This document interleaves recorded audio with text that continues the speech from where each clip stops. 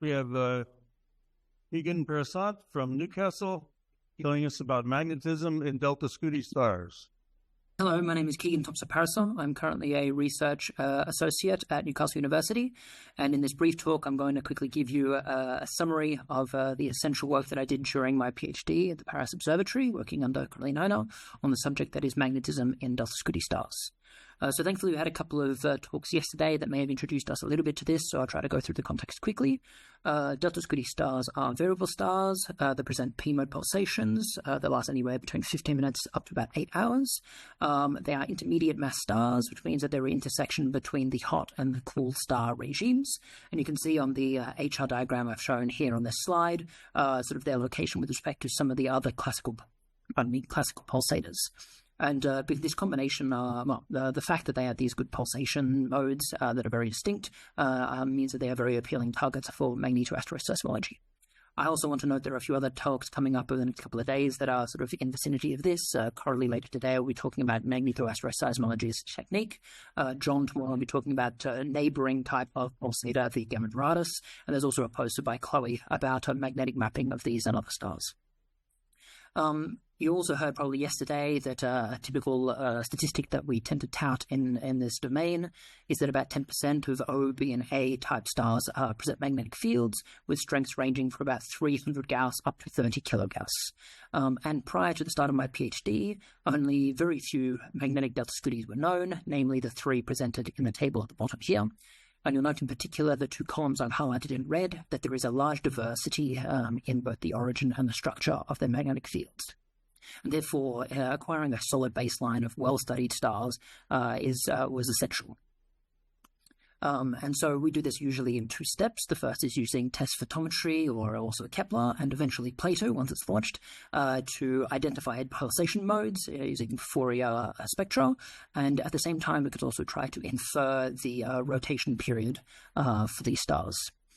Follow up then with spectropolarimetric data, such as Neo-Narval and most importantly Espérance, to be able to calculate longitudinal magnetic field measurements and constrain both the strength and the characterization of the magnetic field, such as in the case of HT41641, which Victor introduced us to briefly yesterday.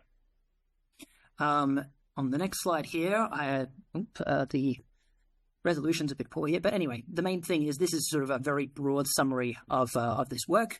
Here we have the 13 stars of our sample that have been represented both in terms of the strength of the magnetic field based on the size of their symbol and the characterization, whether it's fossil-like, a dynamo, or as of yet unknown, by the color.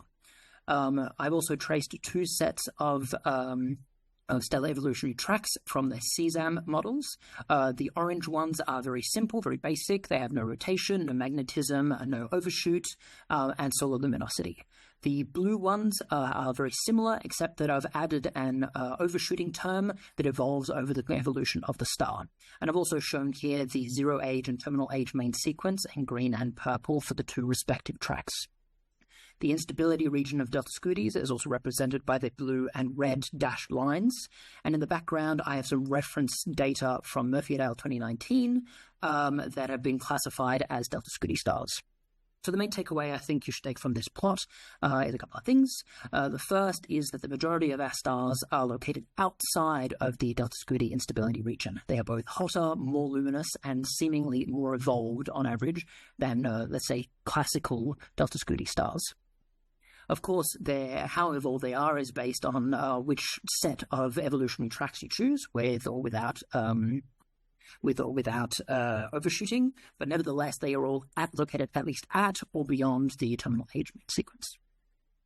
If we zoom in on this area in particular, we've drawn a few extra models varying some of the input parameters, for example, the metallicity on the top, and changing the type of overshooting parameter or overshooting coefficient that we use to see how our models might vary in these conditions. We are also in the process of drawing some additional models taking into account other factors such as the rotation velocity at the zero age main sequence and radiative acceleration to see how this might vary. But we expect in all cases that these two parameters here, the metallicity and the overshooting, are likely to be the most impactful parameters. That's all I really have time for in this very brief introduction, but I'll be very happy to receive any questions or discuss this further in the Slack if you do have it. So thank you very much, and yeah, let me know. Thank you very much.